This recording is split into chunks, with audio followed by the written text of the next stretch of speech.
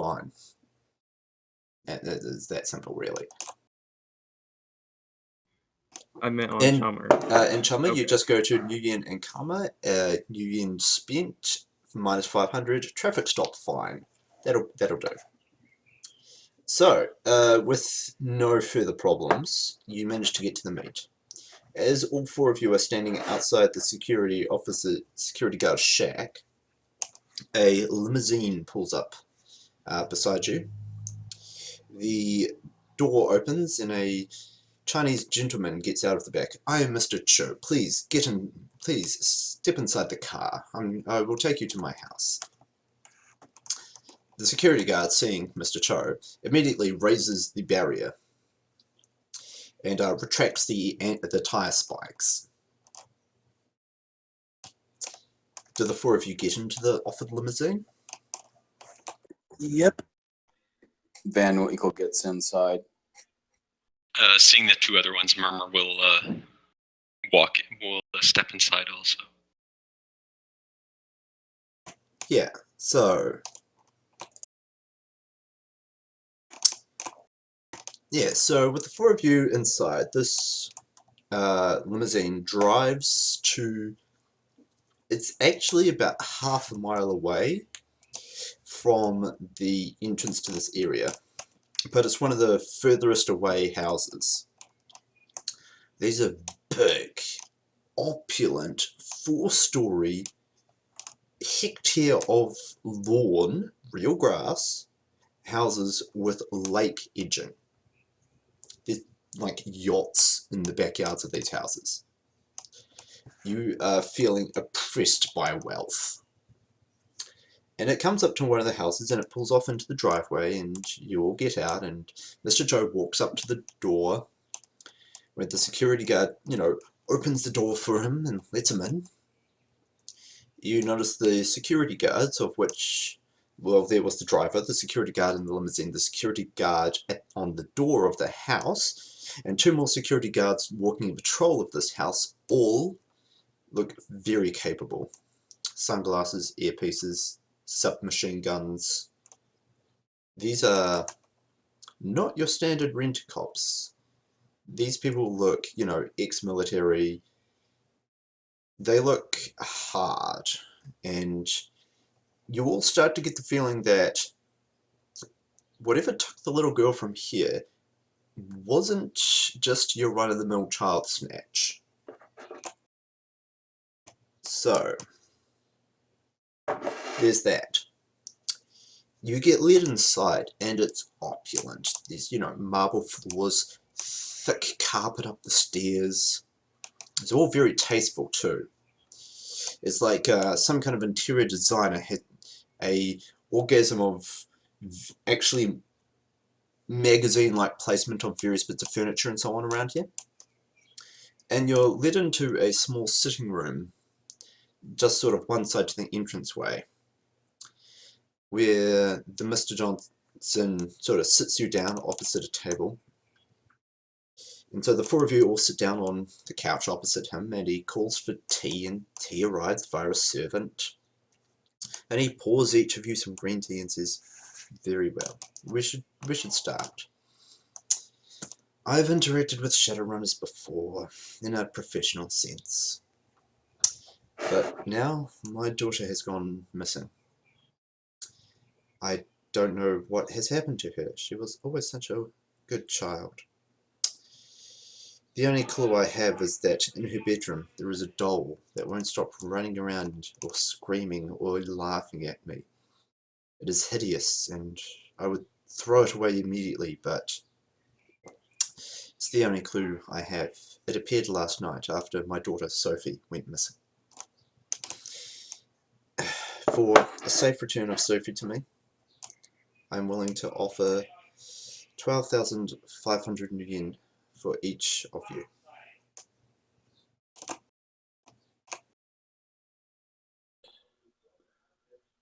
May we have a look at this doll? Upon acceptance of this job, yes.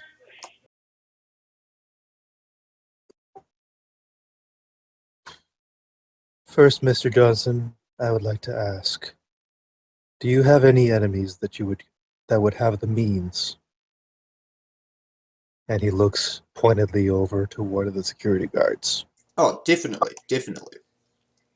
I am within the top 20 woozing executives in Seattle. But this is neither here nor there, because I severely, severely doubt any of my enemies would have the means to snatch my child from her bedroom without leaving a trace. That is the factor. What's more, my corporate enemies wouldn't leave a laughing doll. This is something altogether stranger. What is the nature of this laughing doll? Is it mechanical or is it an enchanted You may thing? view it and inspect it at your leisure after acceptance of this job. I was wondering, was your daughter showing any signs of troubles, or was she acting strange prior to her abduction? No, I have always had a very caring and loving daughter. So it is fair to say that we are dealing with the supernatural then. I wouldn't know. I don't have... Hey, Leaper, put on some headphones, please. Yeah, but because you have terrible echo. Oh, sorry. Yeah, okay. Mr. Cho continues, well, I wouldn't exactly know. I have not awakened myself, and I am more concerned with business strategy rather than the more publicly known assets, publicly known parts of woozing operations, the magical theory and assets and research and whatnot. It is not my area.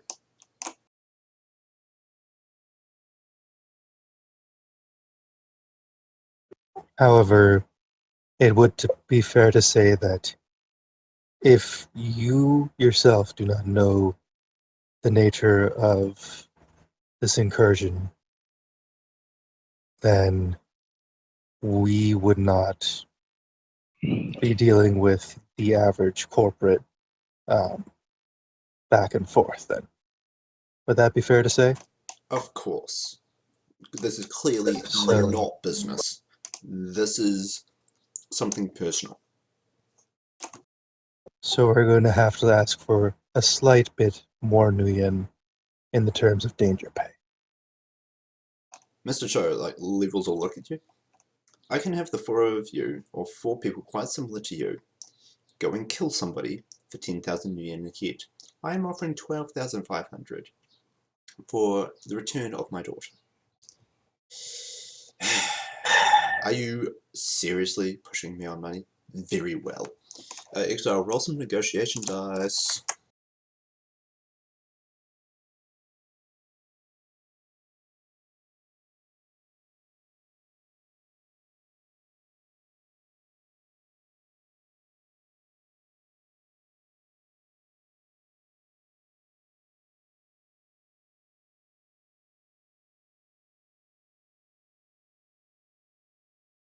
That's my social limit. Well, Mr. Triggers, I guess my budget extends to 13,500 each.